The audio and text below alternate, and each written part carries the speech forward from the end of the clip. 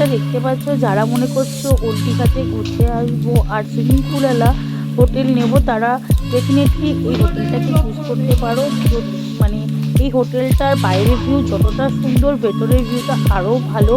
আর এখানকার প্রত্যেকটা স্টাফ প্রত্যেকেই ভীষণ ভালো।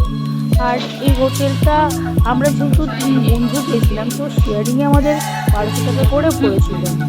তো তোমরা যারা এরকম আমাদের মতো আছো, ছোটোখাটো বাচ্চাদের নিয়ে আসতে চাচ্ছ, তারা ডেফিনেটলি রিসেপশনের পাশে জগন্নাথ দেবের এক মন্দির আছে, সেই মন্দির দর্শন করে আমরা এখন আমাদের তো তোমরাও গাইজ দেখতে থাকো যে আমাদের রুমটা কতটা সুন্দর বা কীরকম আছে। চলো লিফটে করে আমাদের ওপরে যাওয়া যায়। তো একটু আমরা ওয়েট করছি লিফটটা আসার। তো ফাইনালি আমরা উপরে এসেছি। হ্যাঁ, এটা হচ্ছে আমাদের রুম। তো তোমরা দেখতেই পাচ্ছ যে যথেষ্ট বড়। এটা হচ্ছে বাথরুম।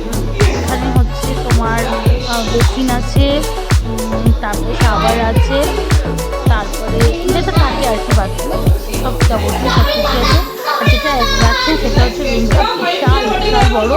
আমাদের 3টে বাচ্চা গেছিলো, তো ওরা খুব খুশি আনন্দ করেছে, খেলেছে, মানে ছোঁয়াছুঁই খেলতে পেরেছে। এরকম বড় একটা রুম, আর এখান থেকে তোমরা সমুদ্র দেখতেই পাচ্ছ কতটা কাছে।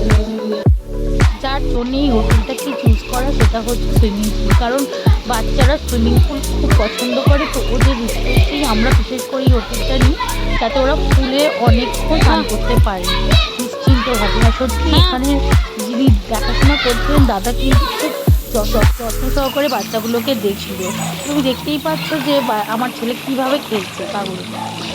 এই হোটেলের আরেকটি আকর্ষণীয় জায়গা হলো এখানকার ছাদটা বিশাল বড়, বিশাল বড়, যেখান থেকে সুইমিং পুলও দেখা যায় আর সমুদ্র খুব কাছে সেটাও দেখা যায়। যারা মনে করছেন যে বিকেলবেলায় আমরা সমুদ্রের পাড়ে না গিয়ে এখানে বসে আড্ডা মারবো, তো সেটাও করতে পারেন।